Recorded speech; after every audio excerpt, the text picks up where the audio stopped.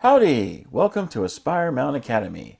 I'm Professor Curtis, your instructor for this course in Introductory Statistics. In less than 10 minutes, this video explains how to calculate the probability of at least one. Let's get started. So to calculate the probability of at least one, we need to understand first that at least one is the same thing as one or more.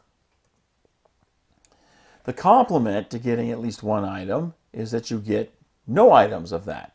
Because if at least one is one or more, then the complement of one or more would be nothing. So to find the probability of at least one of something, all we have to do is calculate the probability of none and then subtract that result from 1. In other words, the probability of at least one is 1 minus the probability of none. Now, some students have a little difficulty with this concept, and so let's try to use some visual aids to see if we can understand better why it is that we calculate the probability of at least one this way. Suppose we have everything in our sample space as being composed of this circle, which is comprising event A, and then of course everything else inside everything will be the complement of A, or not A. Let's say, for example, that we only want to get A.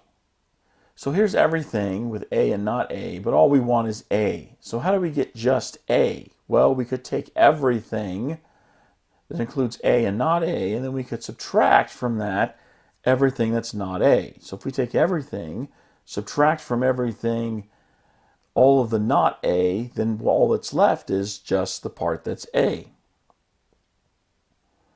Well, another way to write this would be that the probability of A is equal to 1. 1 is 100%, and 100% is everything, minus the probability of not A, the probability of the complement of A.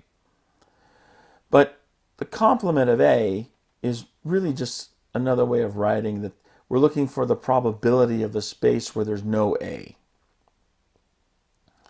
So if we define A as being the event that is at least one, okay, so A is going to be the equivalent of at least one, then we can rewrite the rest of the expression as 1 minus the probability of none, or the probability where there is no A. This then is what you need to remember.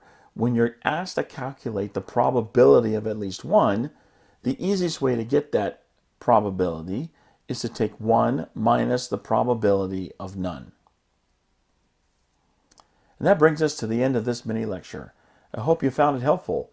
You can find more mini lectures for this and other courses at AspireMountainAcademy.com. Thanks for watching. I'll see you in the next video.